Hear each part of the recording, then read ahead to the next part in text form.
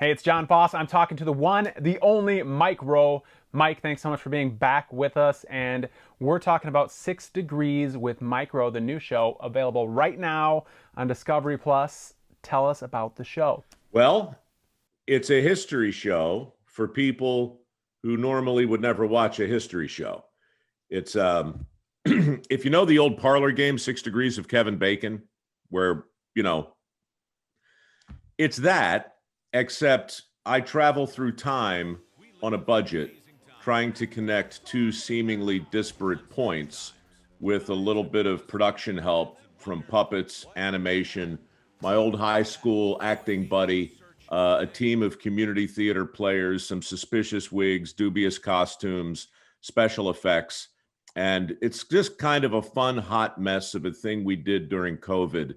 And what came out the other end was a surprisingly fun romp through our history, and hopefully proof that we're a little bit more connected than the headlines today might lead us to believe. And you've gone from home shopping, dirty jobs, and nobody ever told us that you were also an amazing writer and this huge history buff.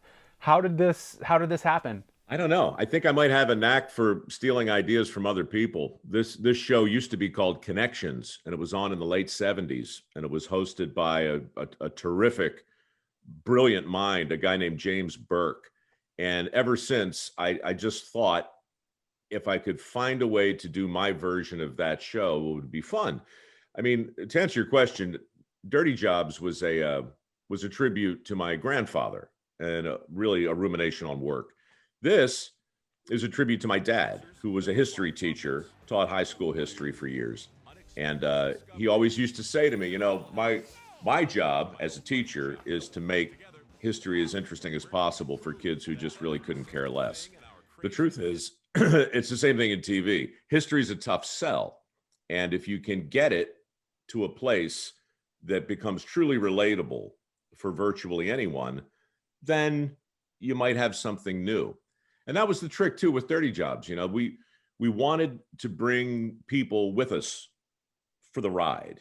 And it's the same thing here. This is the making of a history show.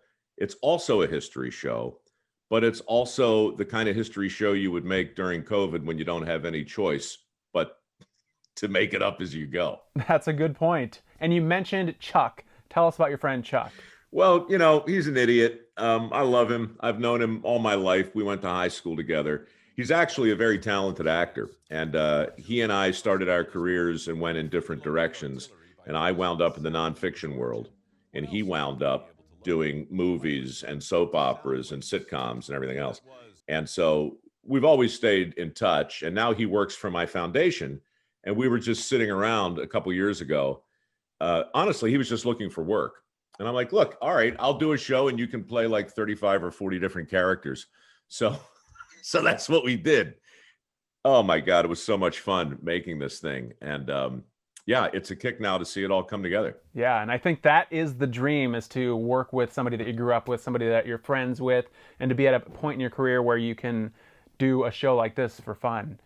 And switching gears a little bit, I wanted to mention in the past conversations we've had, you have mentioned your disdain for cancel culture. And at that point, I don't think anybody foresaw what we're seeing today. I mean, we recently had the former president of the United States banned from pretty much all mainstream social media. And not only him, but basically anybody with a following that said a good thing about him, which is crazy. And who knows where it's going to go from here. What do you think about this current state of affairs that we find ourselves in right now? Nothing has changed at all, except for the fact that we threw a lot of gas on a fire. I mean, 4 years ago, I started writing about this because I had one really weird week. I was raising money for my foundation. And in the course of doing that, I appeared on Bill Maher's show, Real Time.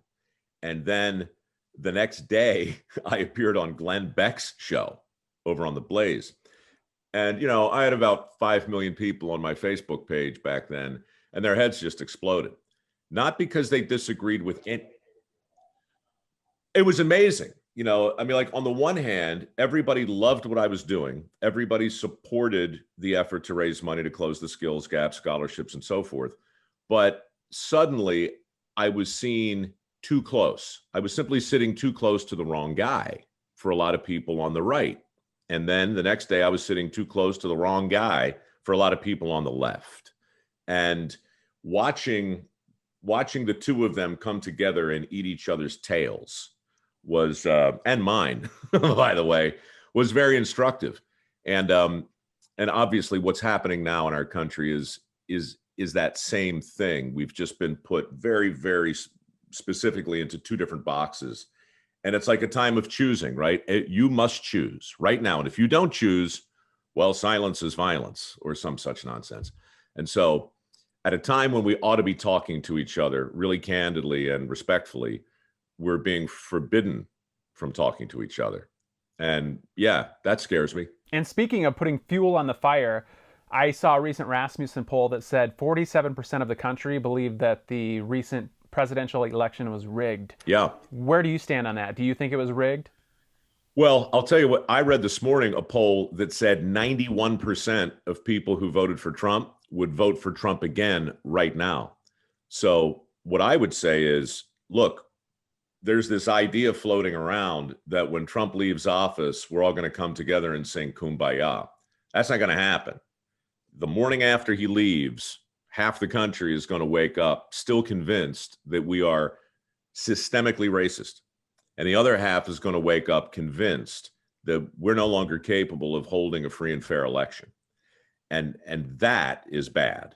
And, I don't really have a firm opinion on what to say about a private company like Facebook or Twitter deciding to ban certain people. But I will say this, when you do that, if you're a person who's already somewhat suspicious of what's going on in the country, and all of a sudden you can't talk to your friends the way it's a bad look.